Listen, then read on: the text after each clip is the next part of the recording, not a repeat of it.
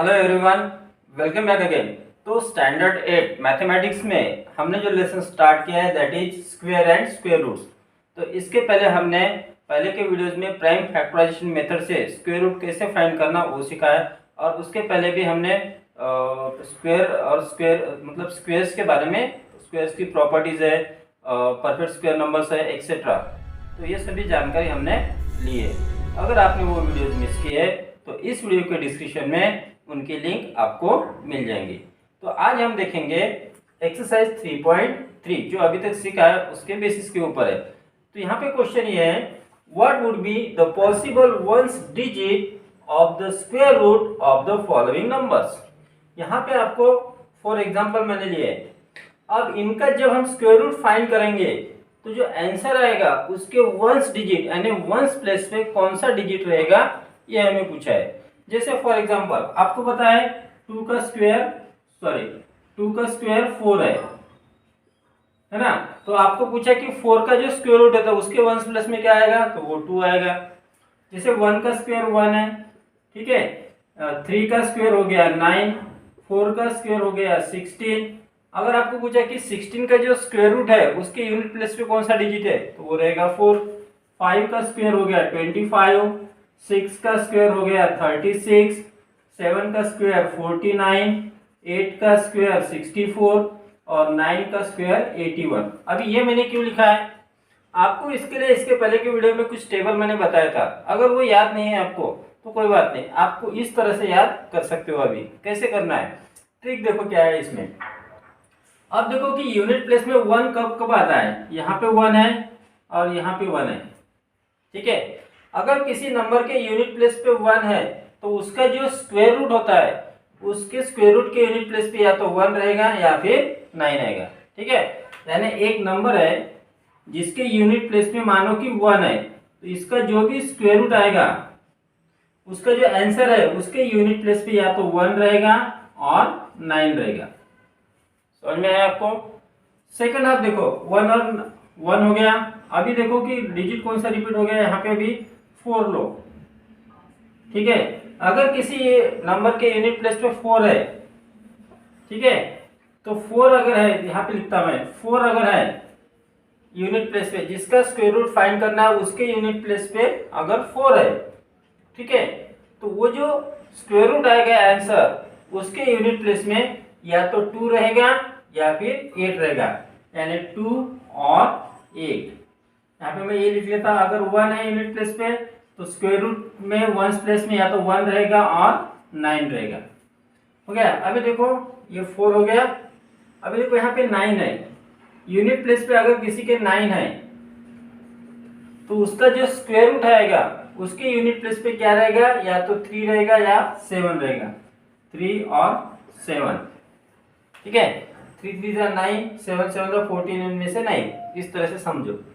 फिर आगे देखो 6 है, अगर यूनिट प्लेस पे किसी के 6 है तो उसका जो स्क्वायर रूट आएगा उसके यूनिट प्लेस पे क्या रहेगा, यहाँ पे 6 है यहाँ पे 6 है तो 4 रहेगा या फिर 6 रहेगा, 4 और 6।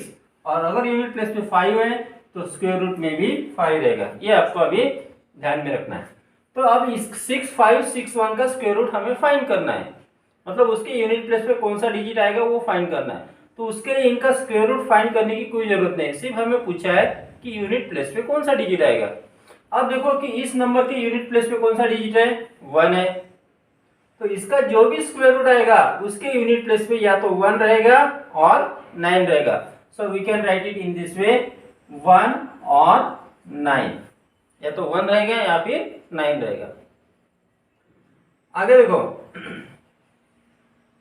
अब 24,336 इसका जो स्क्वायर रूट है, उसके यूनिट प्लेस पे कौन सा डिजिट आएगा। तो यहाँ पे देखो यूनिट प्लेस पे क्या है, 6 है। अब यूनिट प्लेस पे अगर किसी नंबर के 6 है तो उसके स्क्वायर रूट के यूनिट प्लेस पे या तो 4 रहेगा या फिर 6 रहेगा। So we can write here 4 और 6। नेक्स्ट देखो यहाँ पे यूनिट प्लेस पे 9 है तो इसका जो स्क्वायर रूट है उसके यूनिट प्लेस पे या तो फिर 3 रहेगा या 7 रहेगा। So we can write here 3 और 7। अब यहाँ यूनिट प्लेस पे 1 है तो स्क्वायर रूट में यूनिट प्लेस पे या तो 1 रहेगा या फिर 9, so we can write here 1 और 9। तो इस तरह से ये हमें इससे पता चलता है कि यूनिट प्लेस पे कौन सा डिजिट आ सकता है।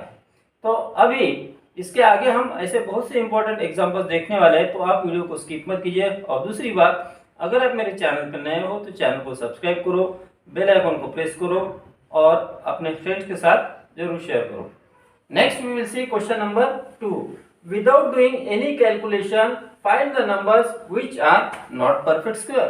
तो हमें बिना कैलकुलेशन से बताना है कि क्या ये परफेक्ट स्क्वायर है या नहीं है, या फिर इनमें से कौन से परफेक्ट स्क्वायर नहीं है। ठीक है, तो परफेक्ट स्क्वायर कब होते हैं? अगर किसी नंबर के यूनिट प्लेस पे 1 है, 4 है, 5 है, 6 है, 9 है, तो परफेक्ट स्क्वायर हो सकते हैं। और अगर यूनिट प्लेस पे 2 है, 3 है, 7 है और 8 है, तो परफेक्ट स्क्वायर नहीं रहते हैं। ठीक है, अब बचा 0।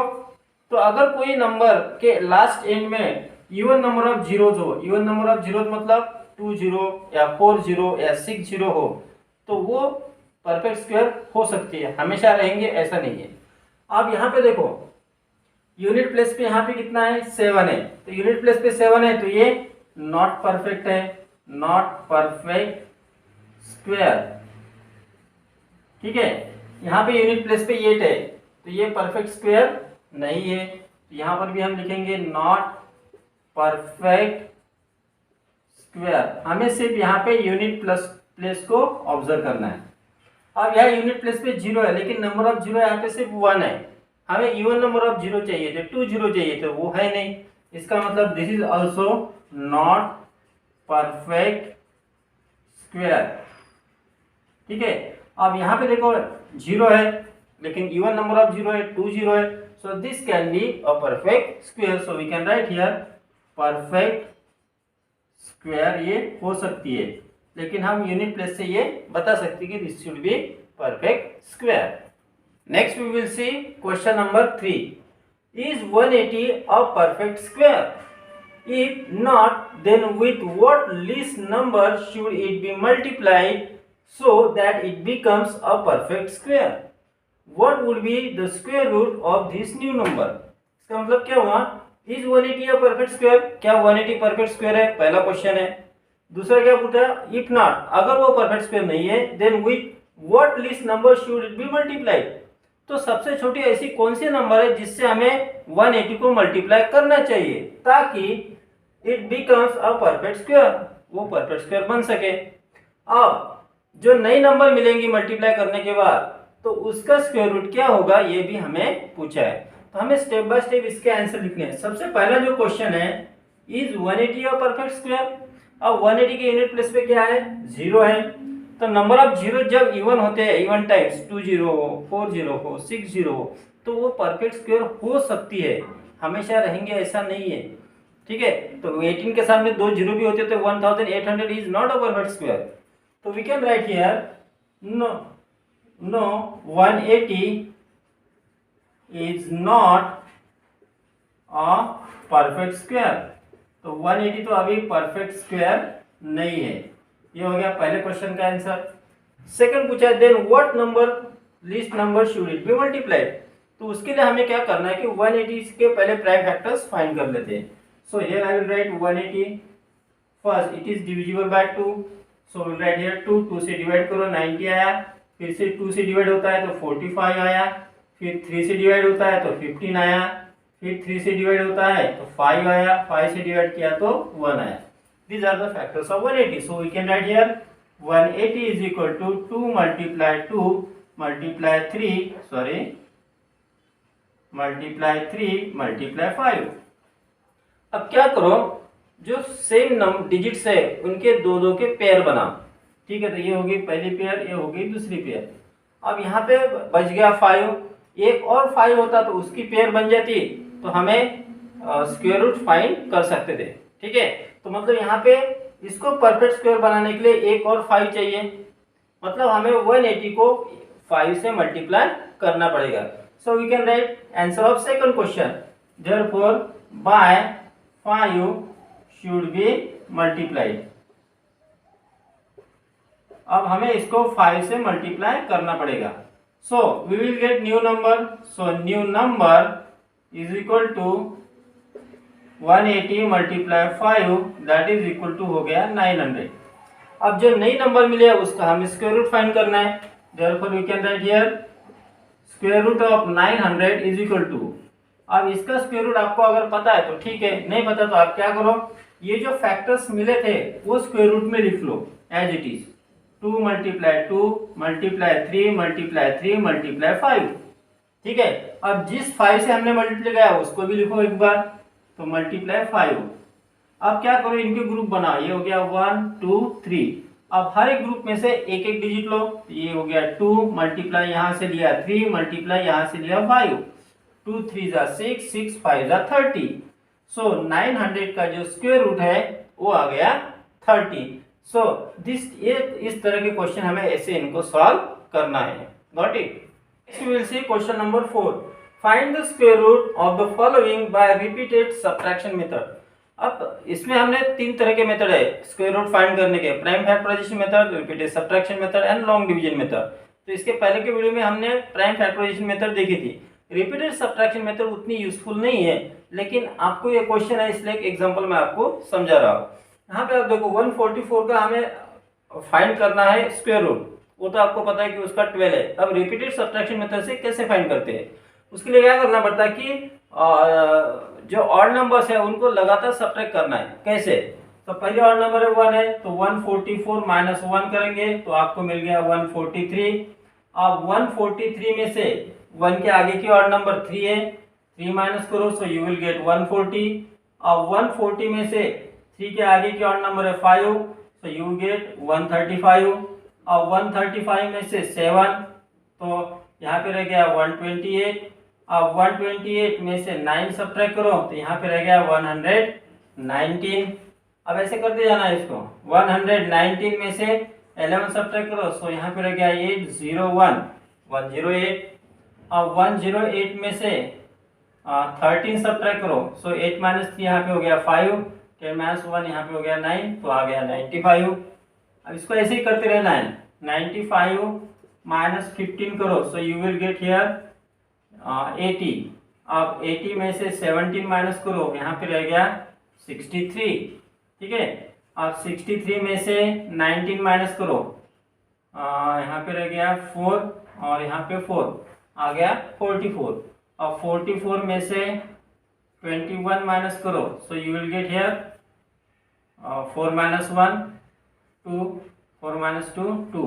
और अब 22 में से हमें सब्ट्रैक्ट करना है। यहाँ पे कुछ तो भी गलत हुआ है।